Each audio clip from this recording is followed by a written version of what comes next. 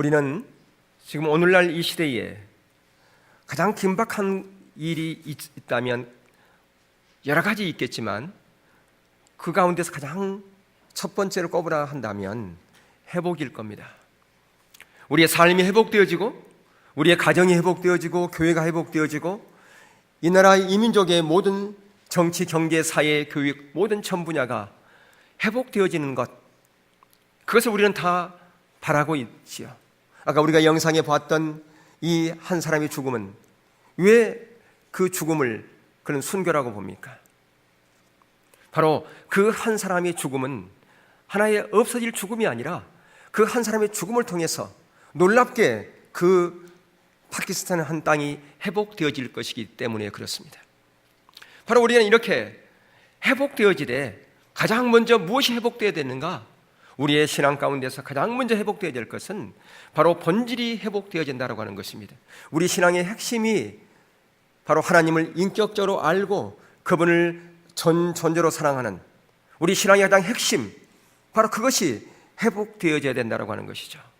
하나님께서 항상 이스라엘 땅 가운데 징계를 또는 하나님께서 그들을 책망하시고 그들에게 매를 댈 때 왜 그들을 징계하시고 그들에게 이방 나라를 들어서 그 나라를, 그 이스라엘을 망하게 했을까요?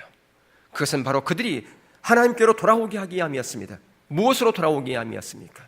의식으로 돌아오게 하는 것이 아니라 하나님과의 관계, 하나님과 친밀한 사랑의 교제로 돌아오기를 위해서 하나님께서는 이스라엘을 책망하시고 그들을 징계하셨던 것을 볼 수 있습니다.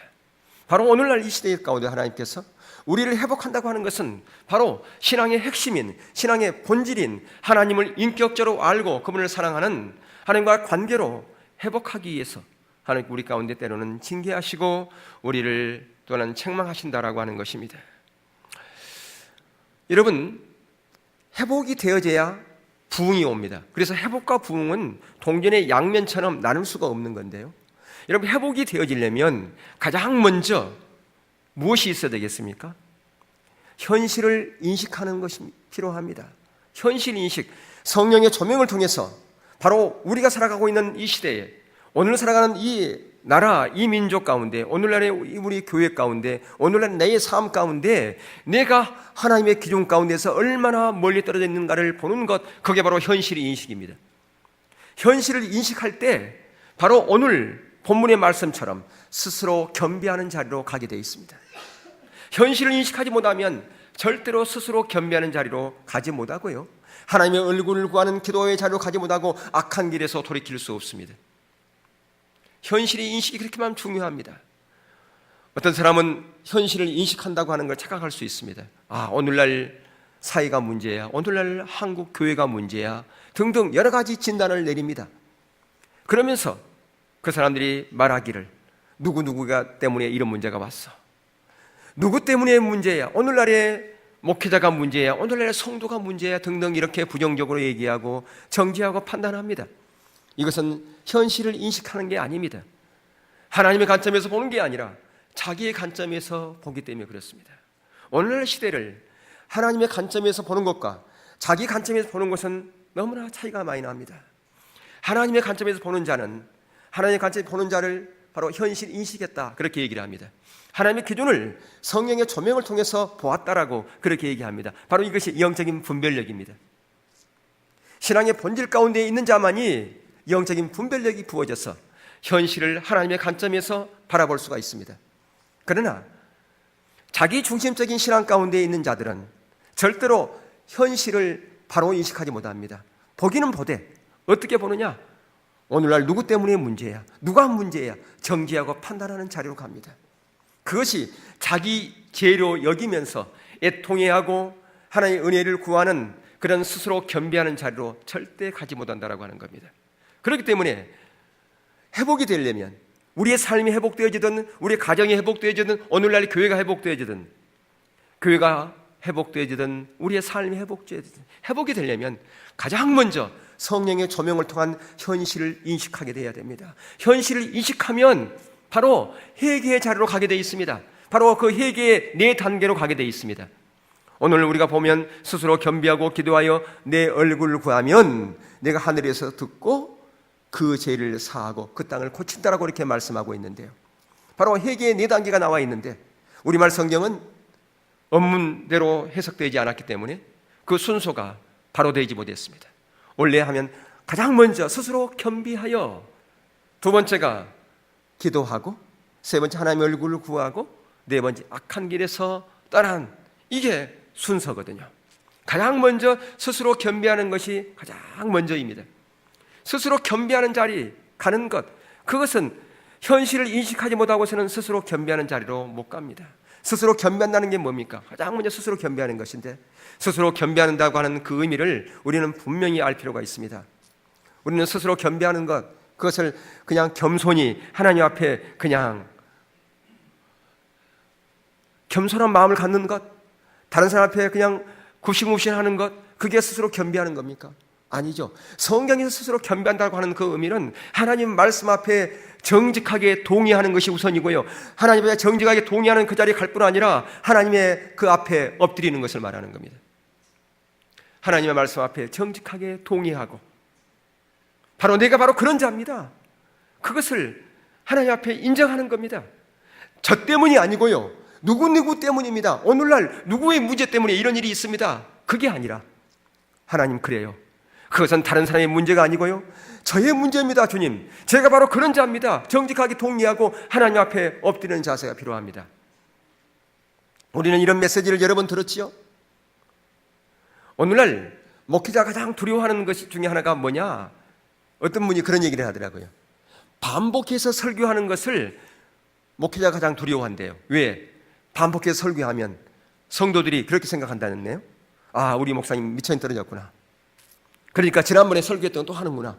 그렇게 얘기한다는 거죠. 근데 여러분들, 한 번 들었다고 그래가지고 우리가 다 그렇게 산다면 얼마나 좋겠습니까? 여러분, 얼마 전에 22산 COP에서 총기 사건을 통해서 아까운 젊은이들이 희생되었지 않습니까?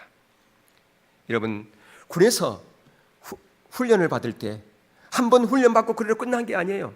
계속해서 반복 훈련을 계속합니다. 반복 훈련이요. 군대의 훈련은 반복 훈련이에요. 왜 반복 훈련을 하는 겁니까? 그것이 생활화돼가지고, 그것이 몸에 익혀가지고 즉각적인 반응을 할 수 있어야 된다 그 말이에요. 적이 쳐들어왔을 때, 적이 우리에게 사격을 했을 때 그에 대한 반응으로 어떻게 하는가, 그게 몸에 익혀야 즉각적인 반응을 통해서 내가 먼저 살고 적을 제압할 수 있기 때문에, 그래서 반복적으로 계속해서 훈련을 합니다. 마찬가지예요. 우리는 하나님의 그리스도의 군사입니다. 우리는 눈에 보이지 않는 영적인 싸움을 하고 있어요. 영적인 싸움을 하고 있는 저와 여러분이 반복해서 하나님의 말씀을 듣고 그 말씀이 우리 삶에 생활화돼야 우리는 영적인 전쟁에서 승리할 수 있는 겁니다. 그게 말씀이 우리의 삶에 거울일 뿐 아니라 이 말씀이 우리의 검이에요. 적을 무너뜨릴 가장 강력한 무기가 말씀이라 그 말이에요. 그래서 에베소서에서도 바로 영적인 전쟁을 얘기하면서 하나님의 말씀이 검이라고 그렇게 말씀하고 있잖아요. 적을 무너뜨리는 검이 뭐냐? 그게 말씀이에요. 말씀으로 무장해야 돼요. 말씀으로 무장하려면 이 말씀이 내 가슴에 완전히 새겨져야 되고요, 그것이 내 삶에 완전히 익숙하게 대한 체질화가 돼야 해요. 그게 적을 무너뜨릴 수 있는 강력한 무기가 되는 거라 그 말이에요. 그래서 반복해서 해야 돼요. 제가 어떤 목사님에게 저는 반복해서 설교를 자주 합니다 그랬더니, 목사님 간이 배 밖으로 나왔군요. 무슨 배짱으로 반복해서 합니까? 그렇게 얘기를 하더라고요. 예. 근데 저는 어쩌면 간이 밖으로 나온 그런 겁없는 목회자인지 모르지만 여러분들은 더 대단해요. 그죠? 반복해서 듣는 거 계속해서 듣잖아요. 그죠? 그거에 대해서 반응하지 않잖아요. 그죠? 그러니까 여러분들이 더 위대하죠. 예, 주님을 축복합니다. 예. 자, 근데 우리가 성경의 인물 중에서 바로 요시아라고 하는 그 왕이 있어요. 남쪽 유다 왕인데 그 요시아 왕의 그 아버지는 아주 악한 왕이었어요. 그래서 그 악한 왕이 아버지가 통치할 때에 성전문을 다 걸어 잠가버리고 성전에서 예배도 드리지 않았습니다. 제사도 안 드렸어요. 하나님의 말씀이 다 이제 사라져버리는 그런 시대가, 암흑 시대가 오래 갔어요. 근데 그 어린 요시아가 왕에 올라가지고 가장 먼저 한 게 종교 개혁을 했어요. 종교 개혁을 하기 위해서 가장 먼저 성전에서 제사가 드려야 되는데 성전이 완전히 엉망인 거예요. 그래서 성전을 수리했단 말이에요. 성전을 수리하는 가운데서 무엇을 발견했느냐? 두루마리 성경을 발견했어요. 그러면서 그 두루마리 성경을 읽는 가운데서 자기들의 조상이 얼마나 하나님의 기준에서 하나님의 말씀에서 떠나 있는 것을 발견했단 말이에요. 그러면서 그가 하나님의 말씀 앞에 정직하게 동의하고 가슴을 찢으면서 베옷을 입고 하나님 앞에 회개하는 자로 갔습니다. 그랬을 때 하나님께서 이제 그 요시아 시대에 하나님께서는 더 이상 견딜 수가 없어가지고 그 이스라엘을 심판하려고 그랬어요. 남쪽 유다를 심판하려고 작정을 했는데 이 요시아 왕이 하나님 앞에 회개함으로 말미암아, 스스로 겸비하여 회개함으로 말미암아 하나님께서는 그 심판을 유예했다고요. 한번 볼까요? 스스로 겸비하는 것이 무엇인가를.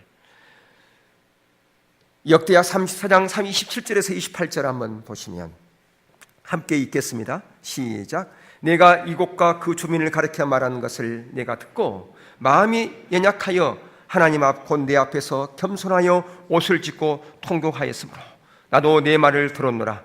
여호와가 말하였느니라.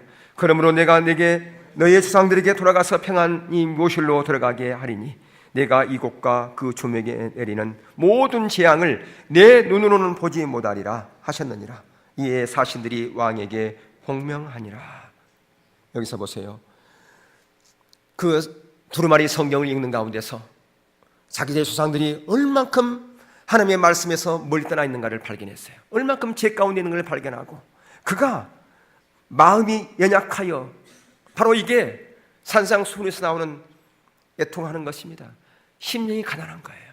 심령이 가난한 자만이 가슴을 찢는 애통하는 자로 가게 돼 있어요. 여기서 보면 겸손하여, 여기서 겸손한다고 하는 것은 스스로 겸비하여 동일한 단어입니다. 이게 동일한 의미예요. 스스로 겸비하여, 아까 본문에서 역대하 7장 14절에 스스로 겸비한다고 하는 이 단어와 여기서 이 겸손하여 동일한 단어를 쓰고 있어요. 스스로 겸비하여 옷을 찢어요. 통곡했다 그 말이에요. 이것은 단순히 옷만을 찢는 걸 말하는 게 아니에요. 가슴을 찢는 겁니다. 애통하면서 스스로 겸비하는 가난한 심령으로 가슴을 찢는 애통해하는 자로 갔다 그 말이에요. 그랬을 때 하나님께서 그의 그 애통함을, 그의 그 스스로 겸비함을 듣고서 그 당대에 심판을 유예했다라고 하는 거예요. 이게 바로 스스로 겸비하는 겁니다. 바로 스스로 겸비하는 것은 그렇기 때문에 현실을 인식하는 거예요. 자기들의 조상들이 얼만큼 하나님으로부터 멀리 떠나는가를, 얼만큼 죄악 가운데 있는가를 본 겁니다. 하나님의 기준을 본 거예요. 이렇게 현실을 인식한 자만이 스스로 겸비하는 자로 가게 돼 있다 그 말입니다. 그런데 어떤 사람들은 자기가 죄를 짓고, 지금 요시아는 자기가 죄 짓는 게 아니었어요. 그럼에도 불구하고 지금 가슴을 찢으면서 통곡하면서 하나님의 은혜를 구하는 자로 가지 않습니까? 그런데 어떤 사람은 자기가 잘못을 했어요. 큰 죄를 저질렀음을 하고 정직하게 대면하지 않습니다. 이런저런 핑계를 댑니다. 요즘 그렇게 신앙생활하는 사람이 어디 있습니까? 그렇게 신앙생활 했다가는 다 망합니다. 등등. 저는 그래도 낫습니다. 제가 아는 사람은 저보다 훨씬 더 하는 사람도 있어요. 그렇게 자기 자신을 정당화시키고 핑계를 대는 사람도 있습니다. 그래서 그런 사람들은 죄를 지적하는 그런 메시지를 싫어합니다. 적당하게 넘어가는 그런 메시지, 축복의 메시지, 위로의 메시지, 그런 메시지를 듣기 원합니다. 그런 메시지를 따라서 가게 되죠. 그러니 어떤 심령의 변화가 있고 하나님의 은혜가 그 사람 가운데 있겠습니까? 하나님이 그 사람을 만질 수 있는 기회가 있겠습니까? 불가능하죠. 이런 자세를 가지고 절대로 올바른 회개의 자리로 갈 수가 없다라고 하는 것입니다. 또한 어떤 사람들은 자신이 잘못한 것을 압니다. 그러나 몇 가지 그것을 하나님 앞에 제가 이런 잘못했어요, 가슴을 찢는 그런 자로 가지 못하는 것은, 그것은 진정한 회개라고 볼 수가 없다라고 하는 것입니다. 오늘 요시아, 예를 들은 요시아 왕은 그렇지 않았어요. 하나님의 진노와 심판에 관한 말씀 앞에서도 정직하게 하나님의 말씀 앞에 동의하고 그 앞에 엎드렸다라고 하는 겁니다. 우리의 자세가 그렇습니다. 아무리 그 메시지가 강력한 메시지라 할지라도, 내 가슴을 때리는 메시지라 할지라도, 내게 그것이 나 가슴을 칠 뿐 아니라 그것이 나의 마음을 찢는 그런 아픈 메시지라 할지라도 그 말씀이 옳다면 정직하게 동의하고, 바로 내가 그런 사람입니다, 바로 저를 불쌍히 여겨주세요 라고 엎드리는 그런 자에게 하나님의 은혜가 부어질 수밖에 없다라고 하는 거예요.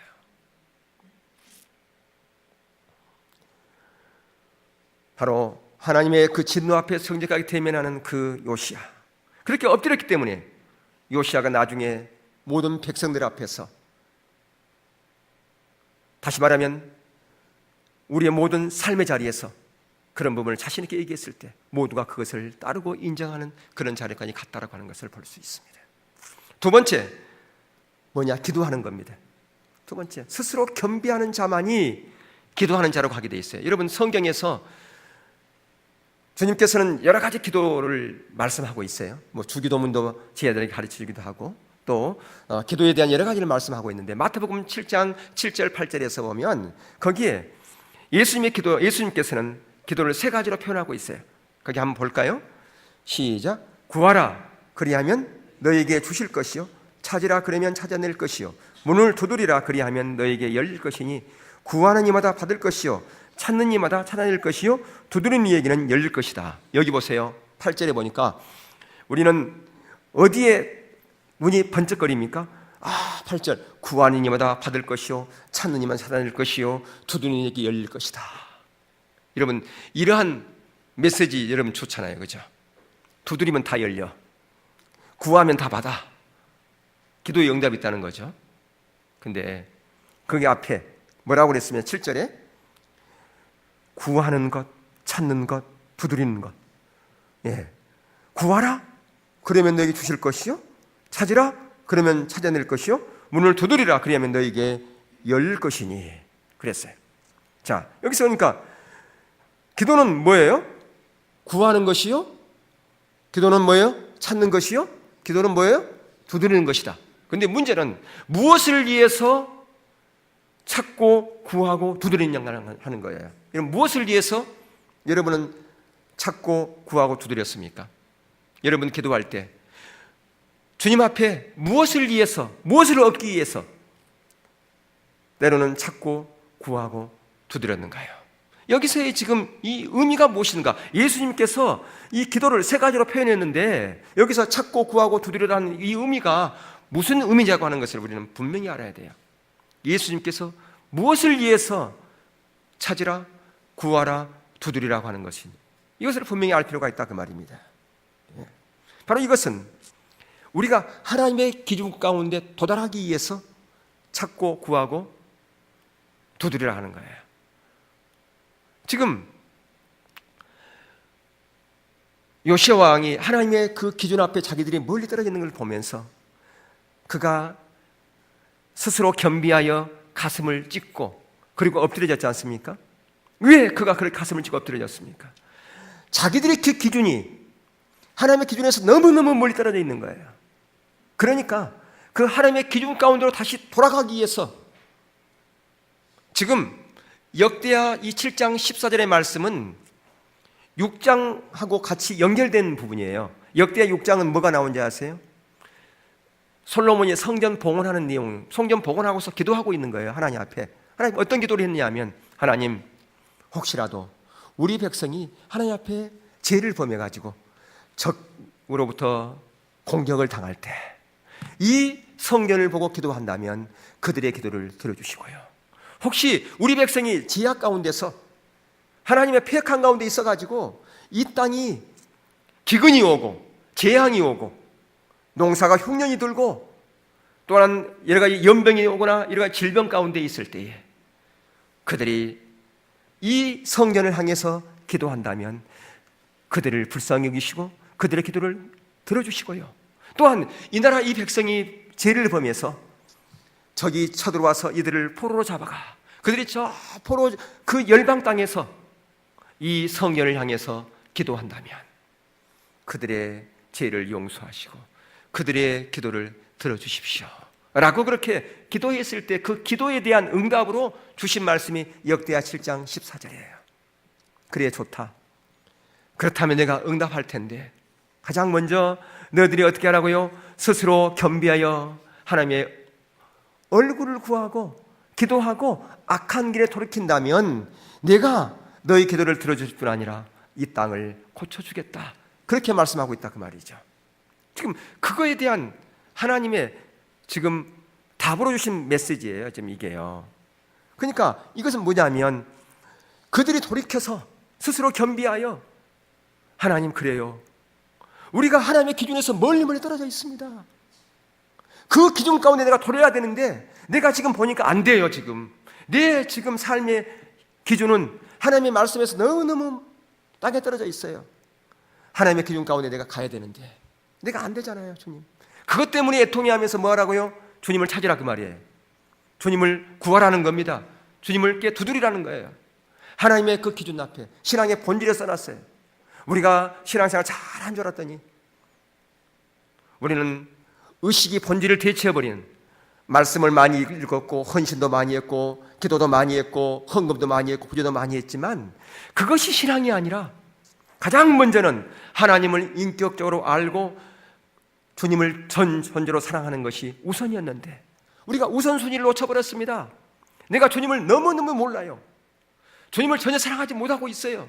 내가 지금 바로 이런 모습입니다. 내가 하나님을 더 인격적으로 깊이 알고요, 당신만을 전적으로 사랑하는 하나님의 목적되는 그런 자로 가야 되는데 내가 안 되지 않습니까? 주님 도와주세요. 그것 때문에 뭐하라고요? 찾으라는 거예요. 그것 때문에 두드리라는 거예요. 그것 때문에 구하라는 거예요. 그것 때문에 열심히 하나님 앞에 나오라는 거예요. 그게 기도, 이게 기도예요. 지금 이 기도하라는 거예요. 지금 내 문제 놓고 하나님 내가 이런 문제가 있는 이게 빨리 들어줘야 됩니다. 그 기도하라는 게 아니라는 거예요. 지금요.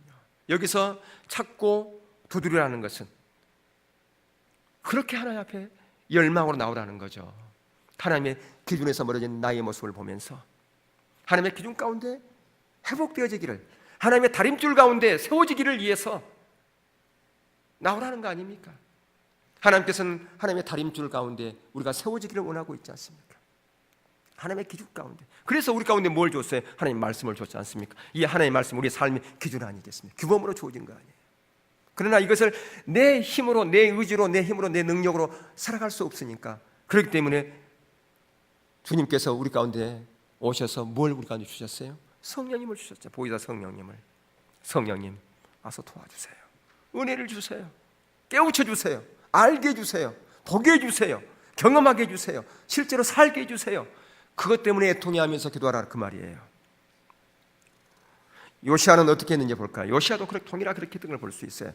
요시아 역대하 34장 20절 22절 시작.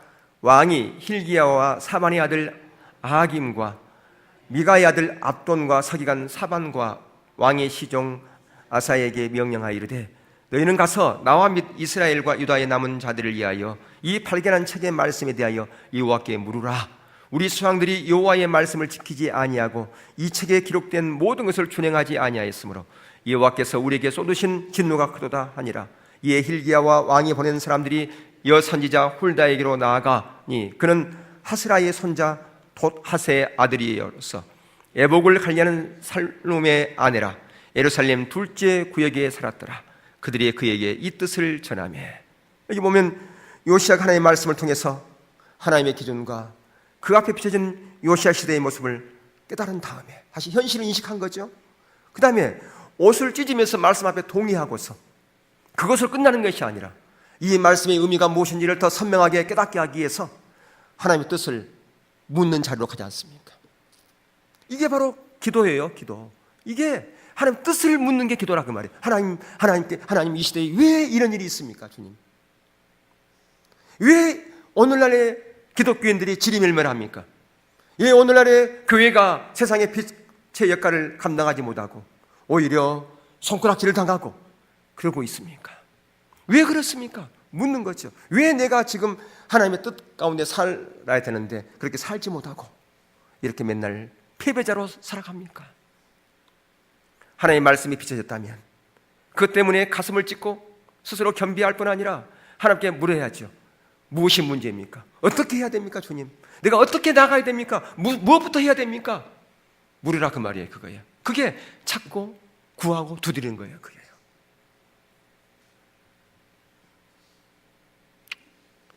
바로 이러한 단계를 거친 다음에 어디로 가느냐? 바로 세 번째, 하나님의 얼굴을 구하는 자리로 가는 거다 그 말이에요.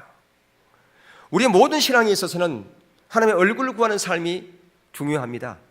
하나님의 얼굴이 있어요, 없어요? 하나님의 얼굴은 없죠. 하나님이 영이시니까. 근데 성경에서는 하나님의 얼굴에 대한 부분이 많습니다. 하나님의 얼굴을 구하라고 많이 돼 있어요. 하나님의 얼굴을 구하라는 것은 그분 자신을 구하라는 거예요. 그분이 우리의 삶의 목적대라는 겁니다. 자기 중심적인 삶이 아니라 하나님이 목적되어지는 하나님 중심적인 삶을 살아라, 그 얘기예요. 다시 말하면 구약에서 선악과를 따먹는 것이 아니라 오로지 생명나무 열매 먹는 그 자리로 가라, 그 얘기죠. 오늘날에도 우리가 생명나무 열매를 먹어야 되죠. 오늘날에 우리 생명나무 열매를 먹으려면 지속적으로 하나님의 얼굴을 구하는 자리로 가야 돼요.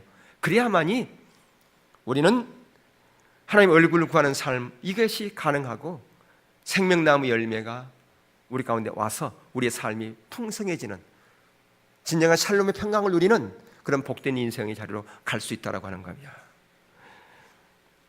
자, 하나님의 얼굴을 구하는 것이 바로 또한 신앙의 본질과 떼려야 떼릴 수 없는 필수 불가결한 관계라고 우리는 배웠습니다. 여러분, 신앙의 본질은 두 가지 영역이 있다고 말씀했어요. 우리 신앙의 핵심은 두 가지 영역이 있다고 말씀했어요. 가장 먼저는 하나님과 친밀한 교제예요. 두 번째는 하나님의 행하심을 보고 온 삶으로 동참하는 영역. 하나님의 행하심을 보려면 가장 먼저 뭐가 있어야 되겠습니까? 하나님과 친밀한 교제가 있어야죠. 하나님과 친밀한 교제가 없이 어떻게 하나님의 행하심을 보고 온 사람 동참할 수 있습니까? 하나님과 친밀한 교제라고 하는 것은 하나님과 관계를 얘기하죠. 하나님과 친밀한 교제, 다시 말하면 하나님을 인격적으로 알고 그분을 전 존재로 사랑하는 것, 바로 이게 하나님과 친밀한 교제인데, 이 친밀한 교제가 되려면 하나님의 얼굴을 구하는 삶이 안 되면 이 친밀한 교제가 지속될 수 없어요.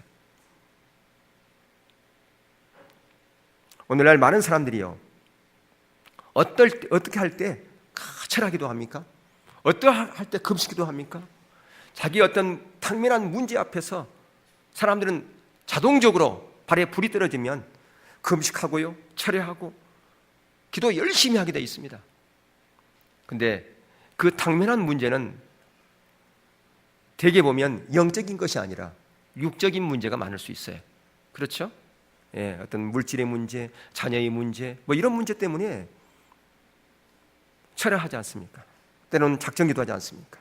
근데 만약에 우리의 영적으로 아주 심각하게 병들었다, 그것 때문에 작정기도 하고 철회하고 그렇게 하신 분은 있으시나요? 드물 겁니다. 있기는 있겠죠. 근데 드물 거예요. 왜 그럴까요? 그럼 안 보이기 때문에 그렇죠.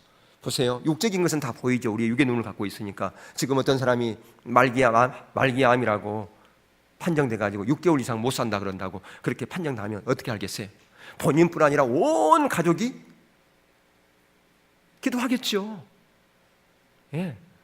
근데 그것은 알았기 때문에, 들었기 때문에, 보았기 때문에 가능한데, 예, 우리의 영적인 부분에서도 그렇게 아주 그냥 말기암과 같은 그런 상황 가운데 가서도 그런 자리로 못 가는가?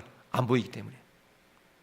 영적인 것은 우리의 눈으로 보는 것이 아니기 때문에, 영적인 것은 무엇으로만 봐야 되느냐? 영의 눈으로만 봐야 되기 때문에, 영적으로 깨어있지 못하면 안 보인다 그 말이에요. 그러니까 많은 사람들이 영적으로 지금 깊은 병에 걸려 있음에도 불구하고 모르는 거예요. 여러분, 영적인 병이 더 심각한 겁니까? 육적인 병이 더 심각한 겁니까? 다 말은 우리는 다 영적인 병이 더 심각합니다. 다 얘기해요. 다 정답을 알아. 근데 그거에 대해서는 반응이 없다 그 말이에요. 그게 문제죠. 정답은 아는데 정답대로 안 산다라고 하는 거예요. 그리고 그 영적인 것에 대해서 무대해요. 그리고 영적인 것에서 그의 심각성을 몰라요. 왜 그런가? 그만큼 우리가 육적이기 때문에 그렇다. 영적이기보다는 육적이기 때문에 그렇다라고 하는 거예요.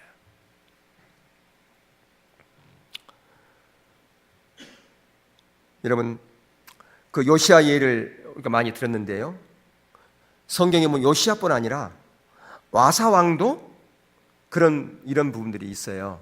그래서 여기 하나님의 얼굴을 구하는 이 부분에서 아사 왕의 예를 한번 들어보려고 그러는데요, 역대하 15장 12절 13절과 15절 보면, 거기 한번 볼까요?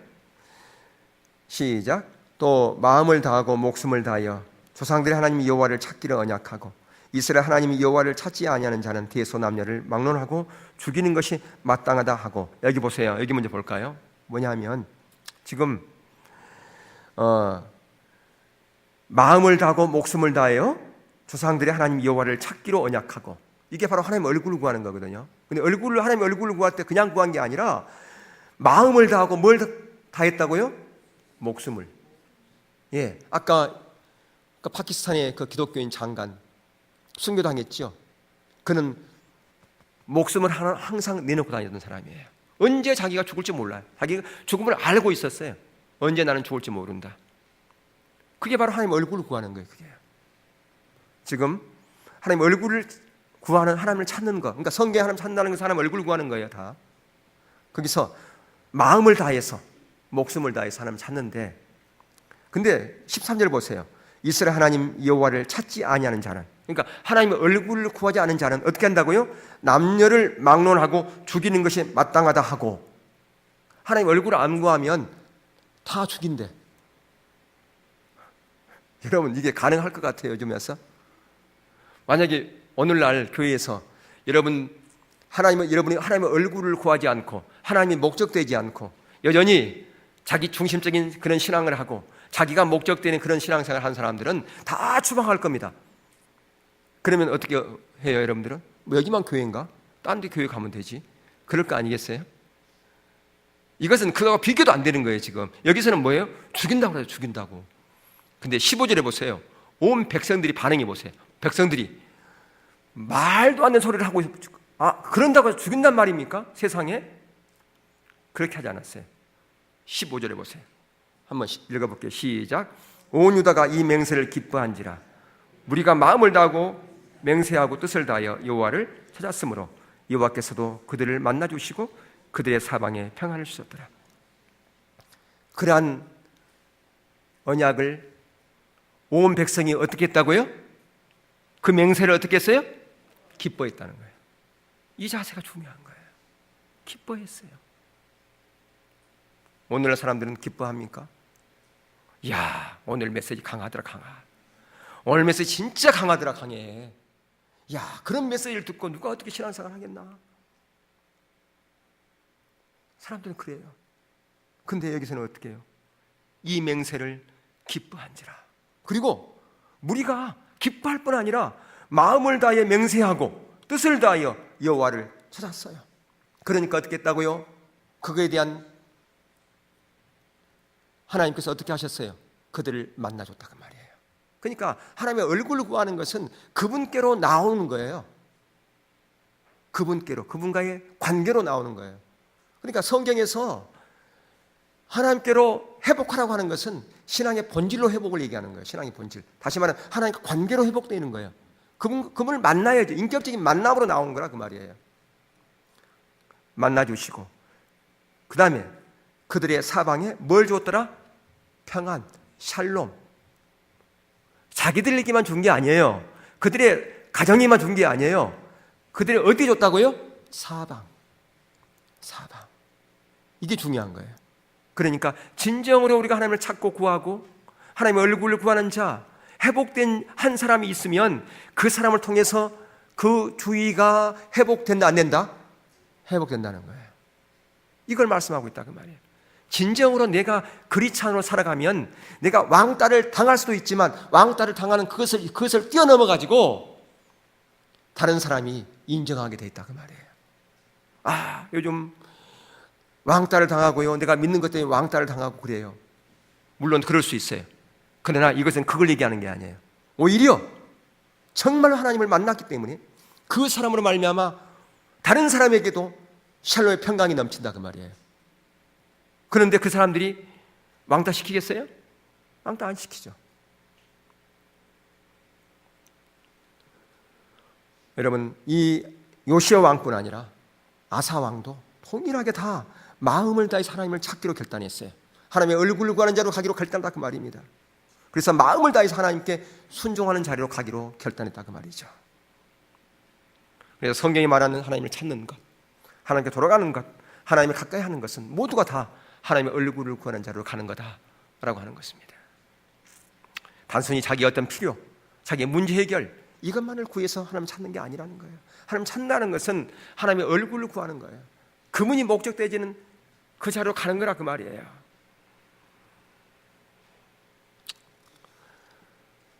여러분 가운데 그렇게 하나님을 찾는 자세, 하나님을 찾되 어떻게 찾으라고요? 목숨을 다해 찾으라고요. 마음을 다해서 찾으라고요. 그렇게 찾는 저와 여러분 될 수 있기를 주님으로 축복합니다. 아멘. 네 번째 마지막이에요. 마지막 악한 길에서 떠나는 겁니다. 자, 가장 첫 번째가 스스로 겸비하는 거였죠. 스스로 겸비하는 것이 회개의 첫 단추라면, 시작이라면, 기도하는 것은 회개의 과정이에요. 그리고 스스로 겸비하는 것, 그러니까 하나님 얼굴을 구하는 것은 회개의 아주 핵심 중에 핵심입니다. 그런데 이 악한 길에 돌이키는 것은요, 회개의 마지막 단계예요. 마지막 단계. 완성이라고 말해요. 완성. 그러니까 내가 스스로 겸비하고 기도하고 하나님 얼굴을 구했다 할지라도 악한 길에서 돌이키지 않으면 회개가 완성됐다 안 됐다? 안 됐다는 거예요. 회개가 완성되려면 악한 길에서 돌이켜야만이 회개가 완성되어지는 거라 그 말이에요. 하나님, 제가 잘못했어요. 내가 그렇게 하지 않을게요. 그렇게 결심했어. 그리고 기도했어. 그래 놓고는 다시 옛날로 다시 돌아가. 똑같아. 전혀 바뀌지 않아. 그것은 회개가 아니에요? 회개가 아니라 그 말이에요. 회개의 완성은 악한 길에서 완전히 돌이킨 거라 그 말입니다. 내 가치관, 내 삶의 방향, 이런 모든 부분에 있어서 내 살아가는 모든 내 삶의 비전, 목표, 목적, 이게 완전히 내 중심에서 하나님 중심으로 전환하는 거, 이게 악한 길에 돌이키는 거예요. 내가 살아가는 모든 방법이 세상적인 방법이었다면, 하나님의 방법이 아니었다면 그거 과감하게 전환하는 거예요. 그게요. 여러분, 이 메시지를 듣고 있는데 졸고 있다면 여러분 심각한 겁니다. 이 메시지를 들으면 딴짓하고 있다, 스마트폰 장난치고 있다, 지금 심각하고 영적인 병 들어 있는 거예요.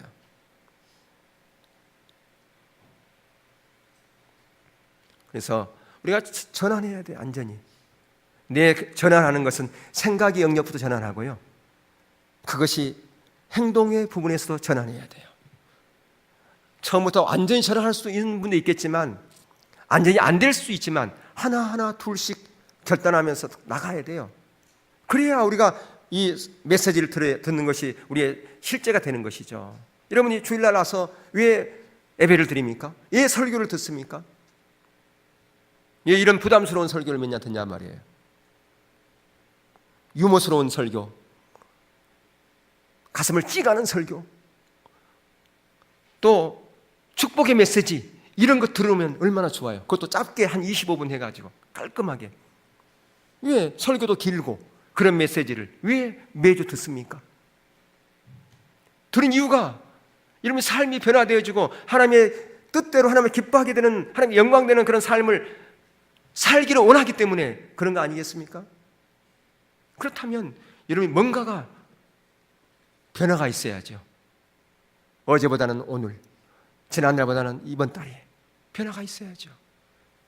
그대로다면 설교를 듣는 의미가 뭐 있겠습니까?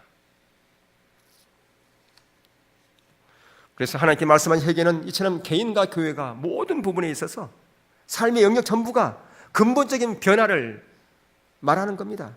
가치관, 삶의 목표, 목적과 형태, 예배에 대한 이해와 자세 등등 여러 가지 부분에 있어서 완전히 전환을 말하는 거예요. 여러분의 삶의 영역에서 이제까지는 내가 돈 버는 방법, 살아가는 모든 삶의 방법, 이것이 하나님 기준이 아니었다면, 그게 보였다면 그것 때문에 몸부림쳐야 돼요. 안 되는 여러분 때문에, 그게 안 되는 것 때문에 몸부림치고 다른 사람에게 기도도 부탁하고 내가 안 된다고 얘기하고요. 그걸 나눠야 돼요. 여러분, 오이코스에서 여러분 나눠야 됩니다. 오이코스 니도 혼자 다 얘기하면 안 돼요. 여러분, 이 하나님의 말씀은요, 들으면, 한 번 들으면 20%도 안 남으면 돼요. 10% 남는데, 그러면 이것을 남게 하는 방법이 뭐냐? 나누면 되는 거예요. 나누면 훨씬 더, 어떤 사람은 70%가 남는다 그렇게 얘기를 해요. 그러니까 여러분들이 메시지를 듣고서 그냥 흘리지 말고 그것을 오이코스에서 나눠요. 내가 지난번에 이런 말씀 가운데 내가 이것 가운데 한 주간 싸웠는데 내가 이렇게 실패했다고, 내가 이렇게 하나님께서 은혜를 줬다고, 그걸 나눌 때 그것이 실제가 되는 거라 그 말이에요. 어떤 사람은 오이코스에서 이런 말씀에 대한 부분을 안 나누고 세상 얘기만 하고 끝내면 안 돼요. 혹시 여러분 가운데 그런 분이 찔리면 여러분 고치세요. 오이코스에서 나눌 때 우리가 때로는 세상 얘기할 수도 있어요. 세상에 살아가는 방법도 얘기할 수 있어요. 근데 그게 주가 되면 안 돼요. 그것 때문에 영적인 하나님의 말씀을 나누는 것을 방해하면 안 돼요. 그것 나눌 수 있어요. 그것도 충분히 나눠야 돼요. 그러나 그것은 일부분만 하고 다른 사람이 하나님의 경험한 얘기를 나누는 그런 시간을 더 많이 가져야 돼요. 그래야 오이코스가 더 훨씬 더 풍성해지는 거예요. 그래야 그것 때문에 사람이 도전받고 다른 사람이 삶이 변화되고 내 삶이 변화되는, 그게 되어지는 거라 그 말이에요. 안 그러고 그냥 1시간, 2시간 오이코스 하는데 한 30분 동안 얘기하는데 하나님의 말씀 가지고 고민한 얘기는 전혀 하지도 않고 그냥 살았던 얘기, 뭐 가치관, 세상 얘기, 자기의 얘기, 물론 그것도 도움이 될 수 있어요. 그것만 한 3, 40분 나눠버리면 다른 사람이 뭘 나누겠습니까? 전혀 영적으로 유익이 안 되는 메시지만, 말씀만 그냥 쭉 나누면 안 된다는 거예요. 그게요. 여러분, 오이코스에서 나눈다고 하는 것은 그 말씀 가지고, 여러분 주보에 오이코스 나눔이라고 돼 있어요. 그거 요약해 놨잖아요. 그 말씀 가지고 묵상하면서 한 주간 동안 고민했던 것을 나누라 그 얘기예요. 그건 나누라는 것이지 세상 얘기 나누라는 얘기가 아니란 말이에요. 물론 세상 얘기에 그것도 필요해요. 그게 도움이 전혀 안 된다는 것은 아니에요. 그러나 그게 주가 되면 안 된단 말이에요. 그래서 그냥 영적으로 나눠야 될 그런 부분들을 가로막아 버리면 안 돼요. 그게. 그리고 여러분들 오이코스 나오는 거 여러분들 보면 어떤 오이코스는 남자들은 전혀 안 나오고 여자들만 모여갖고 있어요. 물론 바쁠 때는 못 올 수 있어요. 회사에서 늦게 올 수도 있어요. 근데 일찍 올 수 있는데도 불구하고 안 와. 그래, 언제 여러분들이 세워지겠습니까? 언제 여러분들이 하나님 기준 가운데 세워지고 언제 영적으로 성숙하는 자로 가겠습니까? 불가능합니다. 여러분이 한 번 말씀 들었다고 해가지고 되는 게 아니라니까요. 여러분이 그 실제가 되어지려면 그 말씀을 가지고 오이코스에서 나눌 때 그게 실제가 되어지는 거예요. 그게 머릿속에 남을 거예요. 그게 성화의 자로 가는 거죠. 여러분, 그렇기 때문에 회개는요, 때로는 큰 대가가 필요해요. 여러분, 시간을 투자해야 되고요, 때로는 내가 지금까지 붙잡고 있던 아주 소중한 귀한 것을 내려놔야 돼요. 회개자로 가려면, 아니 지금까지 이런 방법으로 하면 돈이 잘 벌었는데 하나님의 기준이 아니니까 이건 내가 포기하겠습니다. 그러면 큰 대가가 있겠죠. 그렇지 않습니까? 큰 대가 지불이 있겠죠. 그러니까 진정한 회개자로 가려면요, 악한 길에서 돌이키는 그 마지막 완성의 단계, 그랬을 때에 거기에 아름다운 열매가 맺혀지는 거예요. 그거 없이 열매를 기대하지 마세요. 그래서 헨리 목사님께서 신선한 만남에서 이런 부분을 이렇게 얘기를 했어요. 제가 한번 읽어드리겠습니다. 교회가 안전한 회개를 이루려면 죄로부터 돌이켜야 합니다. 이것은 모든 우상을 허물어 부수는 것, 행동의 양식의 변화, 전통을 버리는 것, 재산과 물질을 파는 것, 잘못된 일에 대한 보상, 다른 사람들과의 화해, 혹은 하나님이 용납한 사람들을 용납하는 일, 사람 관계에서 화해하는 것 포함되는 겁니다.